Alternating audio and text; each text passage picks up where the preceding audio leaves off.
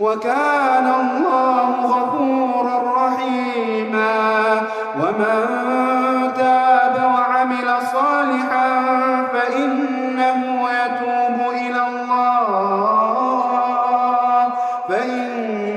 يتوب إلى الله متابا.